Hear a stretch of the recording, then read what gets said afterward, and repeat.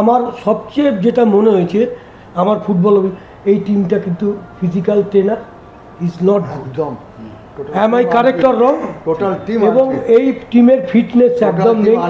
তার প্রথম কোশ্চেন হল ইস্ট বেঙ্গলের যে কোচ সে কিন্তু লেফট ব্যাক খেলতো, সে জানেই না ও লেফট ব্যাক দাঁড়াতেই জানে না, ও রাইট ব্যাক জানে হাউ টু ফানেলিং দ্য ডিফেন্স, কখন আমি উঠবো, একজন যদি রাইট ব্যাক ওঠে লেফট ব্যাক কোথায় দাঁড়াবে, এগুলো তো কোচ শিখিয়ে দেবে।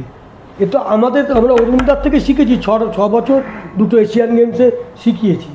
এবং আমি তোমায় বলছি ইস্টবেঙ্গল টিমের ফিটনেস অনেক কম আছে। আমি ভুল বলছি অসুবিধা? এবং মোহামেডান টিমের সবচেয়ে বড় জিনিস আমি মোহামেডানের খেলা রোজ দেখছি, ফিটনেস এবং কোয়ালিটি অফ প্লেয়ার অনেক বেটার, এবং ডিফেন্সও অনেক বেটার। একাধ শোনো, এত 90 মিনিট খেলা একটা দুটো ওপেন হবে না।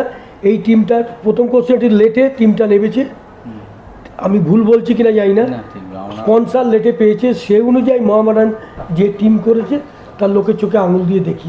একটা বিষয়, আপনি একজন মানে আমাদের দেশে যতজন ব্যাক খেলেছে তার মধ্যে আপনি অন্যতম সেরা সর্বকালের বলা যেতে পারে। সেই জায়গায় দাঁড়িয়ে আজকে সৌভিক চক্রবর্তী যে মিডফিল্ডার প্লেয়ার, তাকে রাইট ব্যাক খেলতে হচ্ছে, একটা ঠিকঠাক ব্যাক নেই, এত সোজা নয়। হ্যাঁ, আমি তোমায় বলছি সবচেয়ে, আমি জানি না দীপু, সবচেয়ে কঠিন খেলা হলো সাইড ব্যাক। একটা স্টপার থাকে মাঝে, কিন্তু সাইড ব্যাককে উপরে উঠে হেল্প করতে হয়, তাকে কাভার করতে হয়, কোথায় জানেই না যে আমি কখন উঠবো কখন নামবো। মোহনবাগান জিতে গেছে, তাই মোহনবাগান যদি না জিততো, মোহনবাগান দুটো লেফট ব্যাক কোথায় ছিল ফার্স্ট গোল যখন হয়েছে, এবং ওকে ডচ করেছে, ও তো ফাঁকা গোলে হেড মিস করেছে।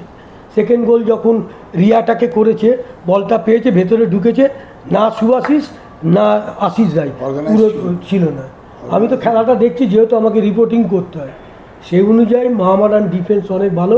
এবং ইস্টবেঙ্গল টিম ফিজিক্যাল ট্রেনার আমি কে জানি না, আর যেহেতু কমিটিতে আছি তাতে বলছি যে ফিজিক্যাল ট্রেনার কিন্তু আমি বলবো পুরো ফেলিও।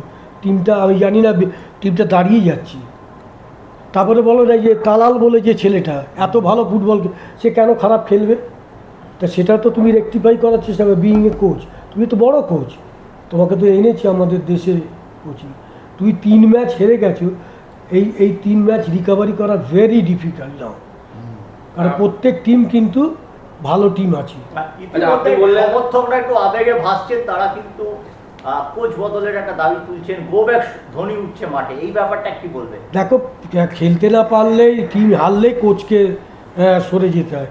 কোচকে সরিয়ে কি হবে জানি না, কিন্তু যা টিম আছে আমার মনে হয় না এই ডিফেন্স নিয়ে আইএসএলে কিছু রেজাল্ট করতে পারবে, আমি স্ট্রেট বলছি।